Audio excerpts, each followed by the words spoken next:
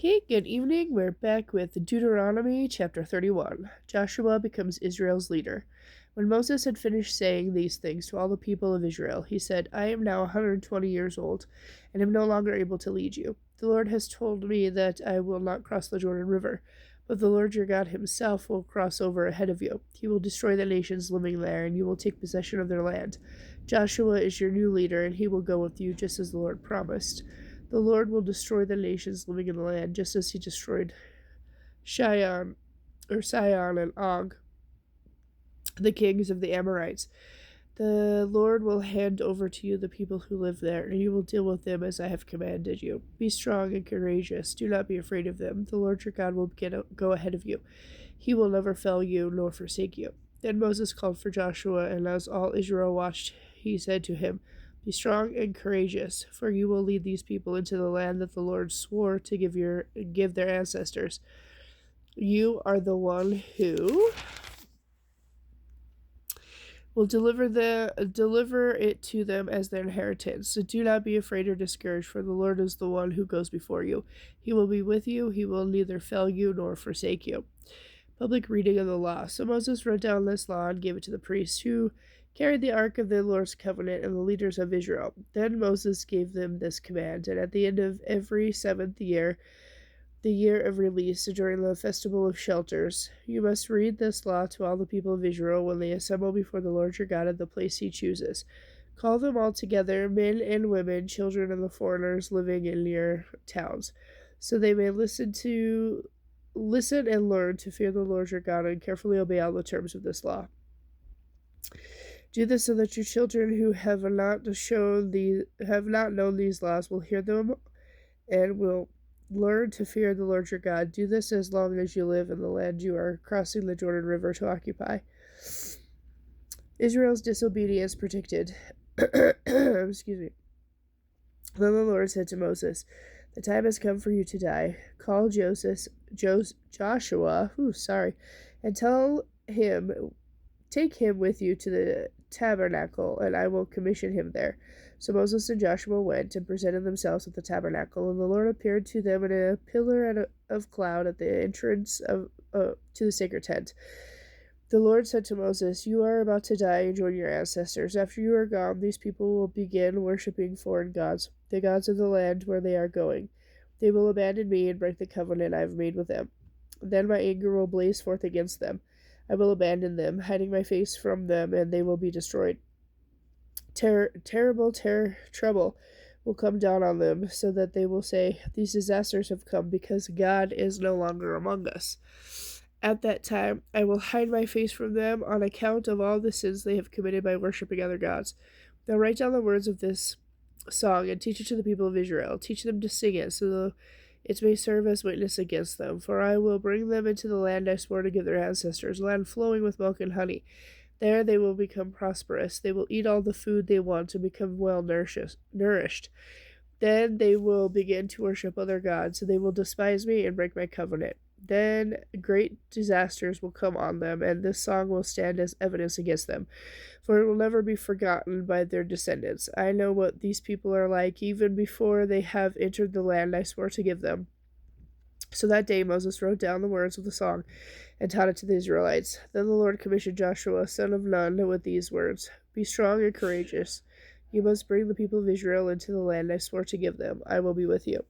When Moses had finished writing down this entire body of law in a book, he gave these instructions to the Levites, who carried the ark of the Lord's covenant. Take this book of law and place it in the ark of the covenant of the Lord your God, so it may serve as witness against the people of Israel, for I know how rebellious and stubborn you are. Even now, while I am still with you, you have rebelled against the Lord. How much more rebellious will you be after my death? Now summon all the leaders and officials of your tribes, so that I can speak with them and call heaven and earth to witness against them. I know that my death will come. After my death, you will become utterly corrupt and will turn from the path I've commanded you to follow. In the days to come, disaster will come on you, for you will make the Lord very angry by doing what is evil in his sight. The Song of Moses. So Moses recited this entire song to the assembly of Israel. Deuteronomy chapter 32. Listen, O heavens, and I will speak. Hear, O earth, the words that I say. My teaching will fall on you like rain. My speech will settle like dew. My words will fall like rain on tender grass, like gentle showers on young plants. I will proclaim the name of the Lord. How glorious is our God! He is the rock. His work is perfect. Everything he does is just and fair. He is my faithful God who does no wrong. How just and upright he is. But they have acted corruptly toward him. When they act like that, are they really his children? They are a deceitful and twisted generation. Is this the way you repaid the Lord, you foolish and senseless people? Isn't your Father who created you? Isn't he your Father who created you? Has he not made you and established you? Remember the days of long ago. Think about the generations past. Ask your father, and he will inform you. Inquire of your elders, and they will tell you. When the Most High assigned lands to the nations, when he divided up the human race, he established the boundaries of the peoples, according to the number of angelic beings. For the people of Israel belong to the Lord. Jacob is his special possession. He found them in a desert land, in an empty, howling wasteland. He surrounded them and watched over them. He guarded them as his most precious possession, like an eagle that rouses her chicks and hovers over her young. So he spread his wings to take in and carry them aloft on his pinions. The Lord alone guided them. They lived without any foreign gods. He made them ride over the highlands. He let them feast on the crops of the fields. He nourished them with honey from the cliffs, with olive oil from the hard rock.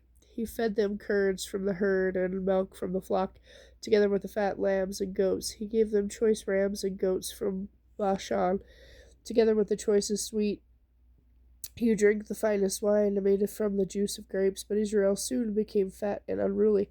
The people grew heavy, plump, and stuffed. Then they abandoned the God who had made them. They made light of the rock of their salvation. They stirred up his jealousy by worshipping foreign gods. They provoked his fury with detestable acts, and they offered sacrifices to demons, non-gods, to gods they had not known before, to gods only recently arrived, to gods their ancestors had never feared. He neglected the rock who had fathered you. You neglected the rock who had fathered you. You forgot the God who had given your birth. The Lord saw this and was filled with loathing. He was provoked to anger by his own sons and daughters. He said, I will abandon them. I will see to their end. For they are a twisted generation, children without integrity. They have roused my jealousy by worshipping non-gods. They have provoked my fury with useless idols, and now I will rouse their jealousy by blessing other nations. I will provoke their fury by blessing the foolish Gentiles. For my anger blazes forth like fire and burns into the depths of the grave. It devours the earth and all its crops, and ignites the foundation of the mountains. I will heap disasters upon them and shoot them down with my arrows. I will send against them wasting famine, burning fever, and deadly disease. They will be troubled by the fangs of wild beasts, by poisonous snakes that guide in the dust. Outside the sword will bring death, and inside terror will strike both young men and young women, both infants and the aged. I decided to scatter them so even the memory of them would disappear. But I feared the taunt of the enemy, that their adversaries might misunderstand and say, "Oh, power has triumphed. It was not the Lord who did this." Israel is a nation that lacks sense. The people are foolish without understanding. Oh, that they were wise and could understand this. Oh, that they might know their fate. How could one person chase 1,000 of them, and two people put 10,000 to flight? Unless their rock had sold them, unless the Lord had given them up. But the rock of their enemies is not like our rock, as even they recognize. Their vine grows from the vine of Sodom, from the vineyards of Gomorrah. Their grapes are poison, and their clusters are bitter.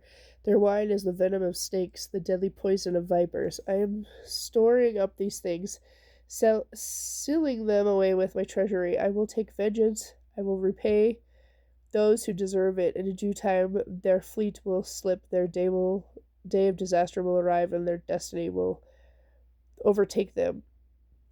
Okay, and with that, I will stop right there and finish off the rest of it in another section.